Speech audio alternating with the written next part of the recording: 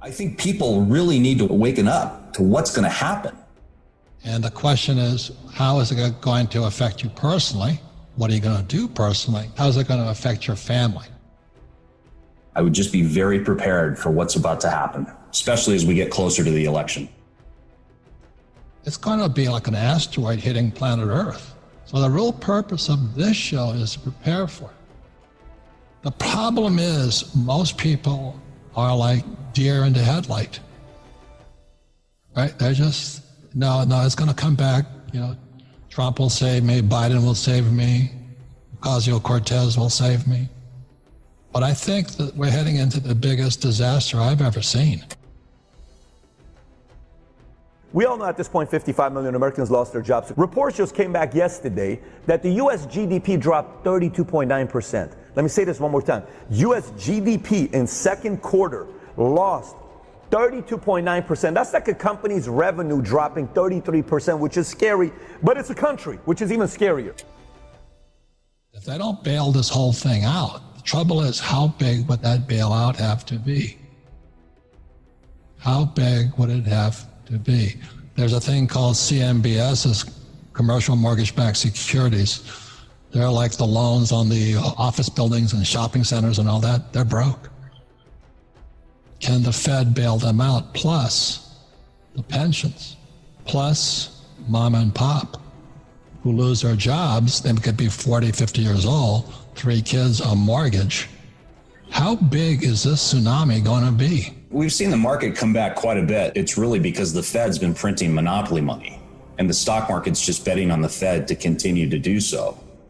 I see a train wreck coming at the end of this month when you have the $600 a week benefit ending, student debt relief ending, mortgage debt relief, and this crisis, which the media will not let go.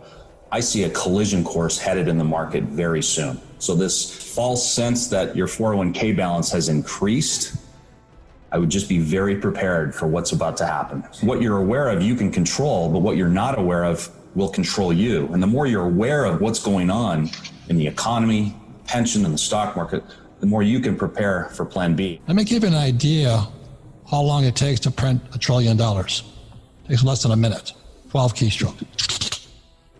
But if you were to spend $1 trillion at $1 a second, it would take him 34,000 years. And in the last few months, the pensions have gone short, just for the public guys, by $7 trillion. That's a lot of money to me. So that's why it's gold, silver, Bitcoin right now. But just as a pure hedge, a defense mechanism, I think you need plan Bs. How are you going to generate income? Really, it's time to be more creative and figure out how you can generate more. If you were in a certain industry, you took a big hit, you're not to blame.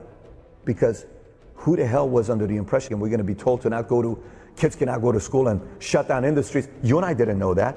We've never been through this before. This was the first time. But if it happens a second time around and you stay in an industry that took a massive hit, then it's your fault.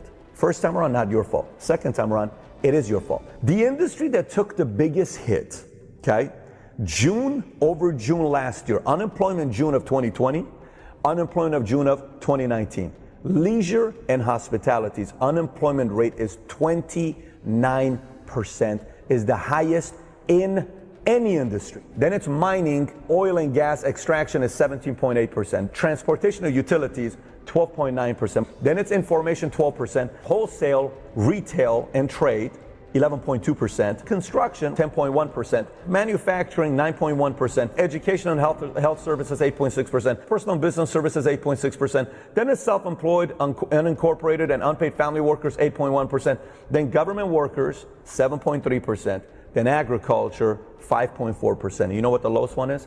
5.1% financial activities, financial services. As a career, you have to figure out a way to position yourself where you're pandemic-proof. By the way, I'm not telling you everybody's leaving that industry. I guarantee you most people don't like change.